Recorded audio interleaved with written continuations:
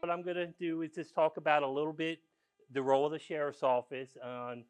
Then I'm going to go into a little bit about frauds because that is the type of crimes that's affecting a lot of the people, the population that's in this room. Okay, a lot of the frauds that's going on in the scams are targeting the elderly in our community. Okay, we're seeing a lot of scams targeting the elderly, and not only just the elderly, it's getting younger and younger where it's targeting teenagers, people in their 20s, 30s, and 40s. Okay, so I'm going to just give you just a little bit of advice. Okay, all right. I brought props. All right, I'm not going to pass it around. So I'm going to make sure to give that down to Jiggy. Everyone knows what this is, right? All right. What is this? Yeah, a window envelope.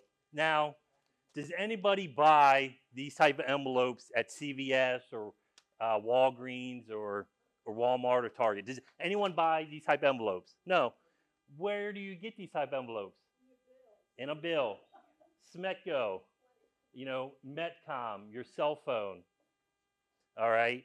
So if you put this in the mail, what's the telltale sign that's in this envelope?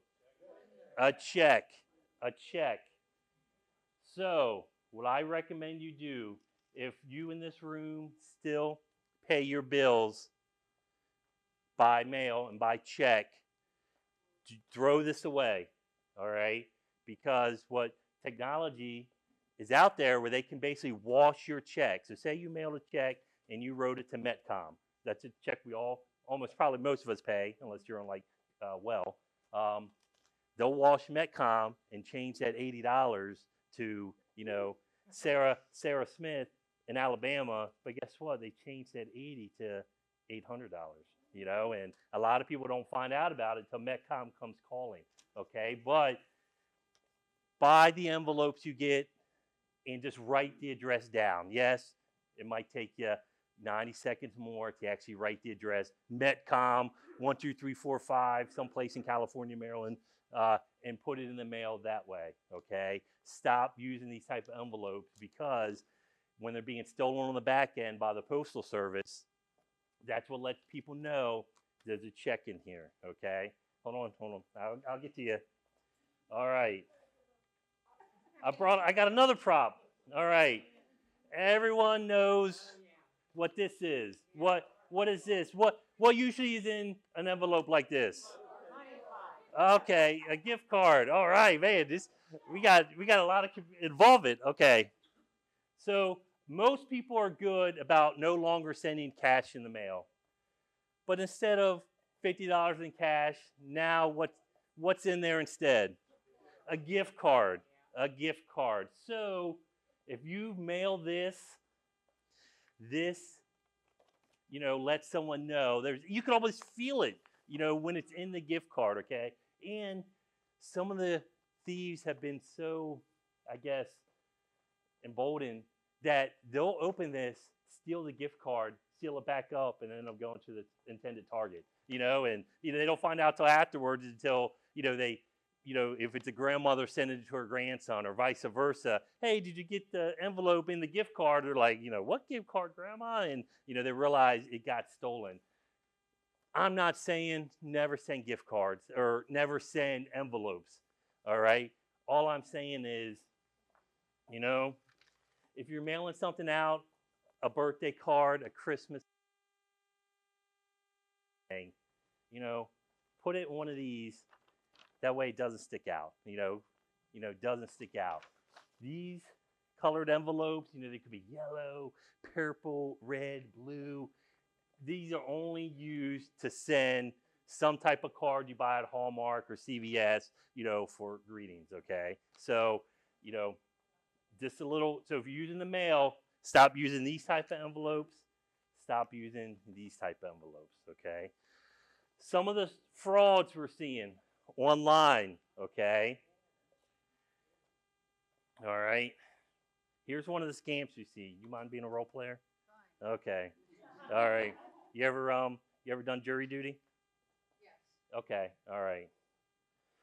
I call you out of the blue, And more likely, I'm not going to be a contact in her phone, so what should she do? Not answer it. Not answer it. Yes. All right.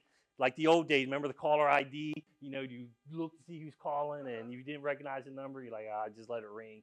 I could tell you, not with 100% certainty, but the scammers do not leave voicemails.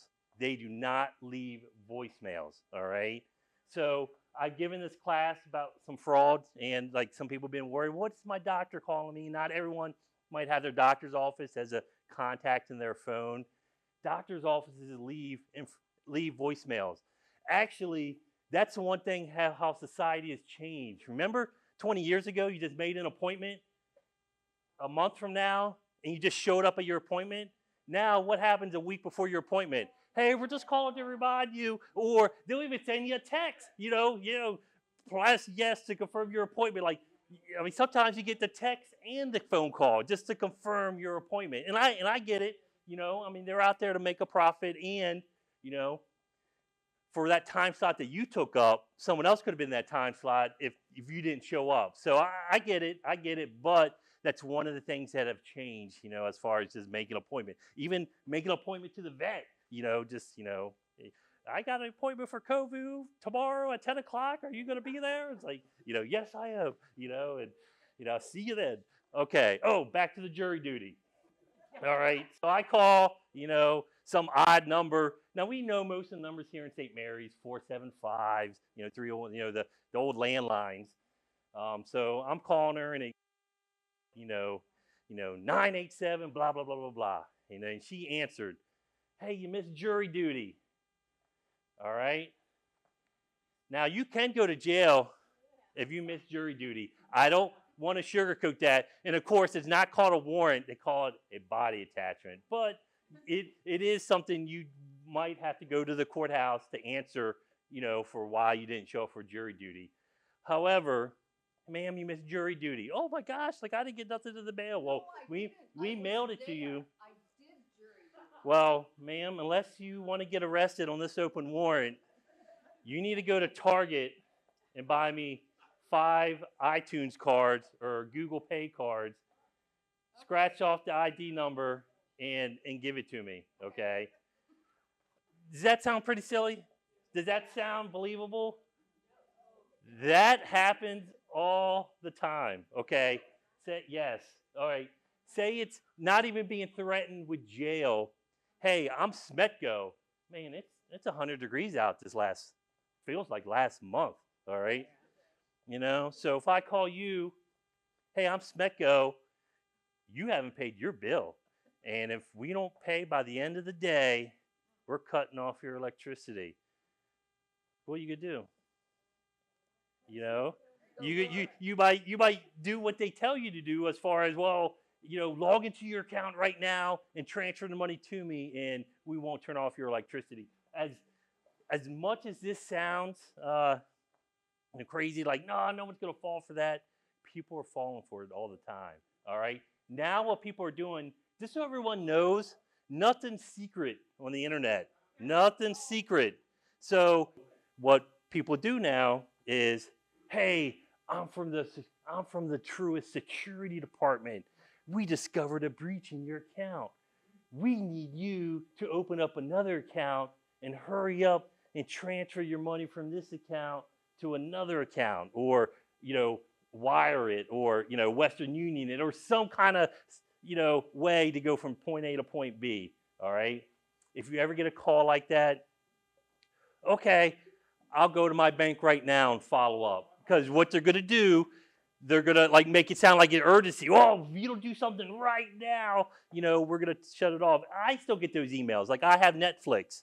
I have Sirius every day. Now, granted, now it goes to my spam.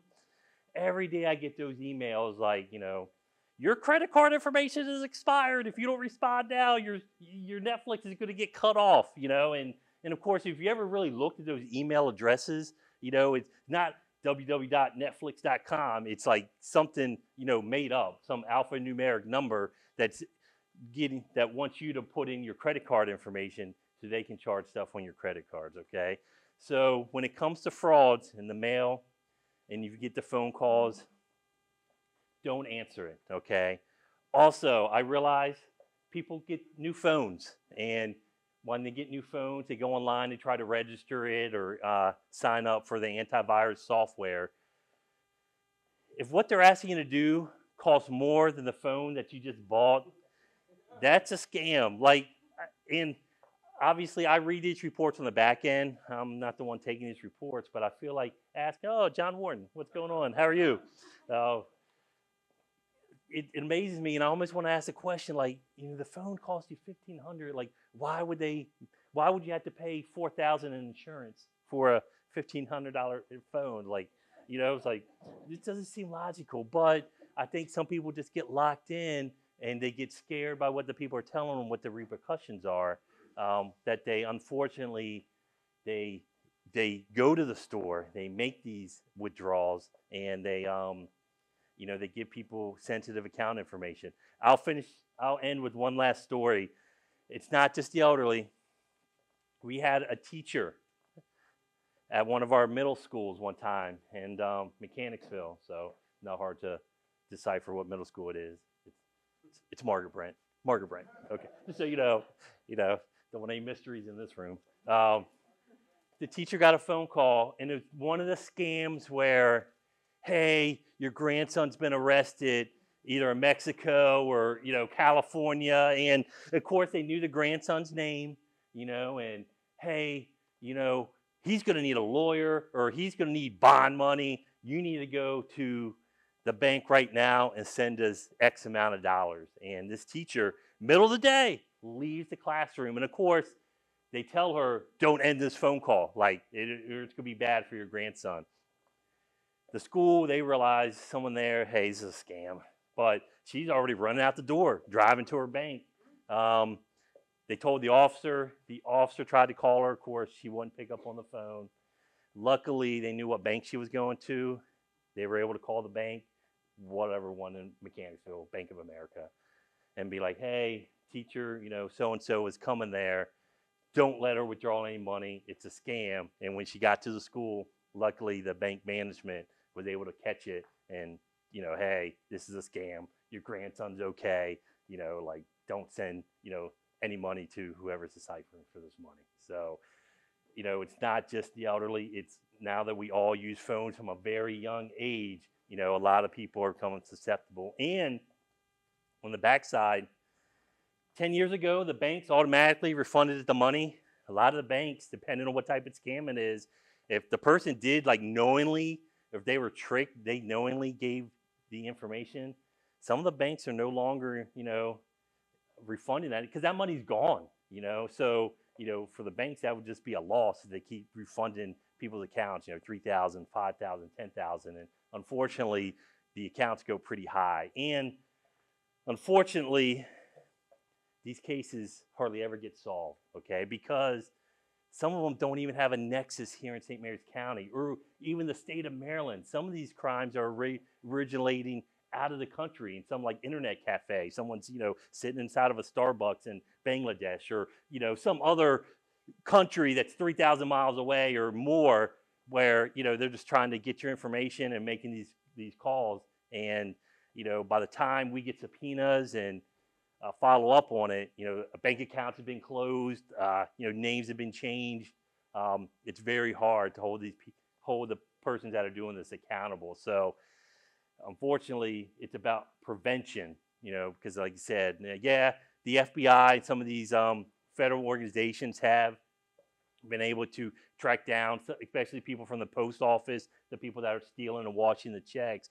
But the day-to-day frauds that we see, they're very hard to get solved because a lot of them don't have a nexus here to St. Mary's County. So, it is about prevention. But, if you take anything out, stop using those envelopes and don't answer the phone if the person isn't already a contact in your phone.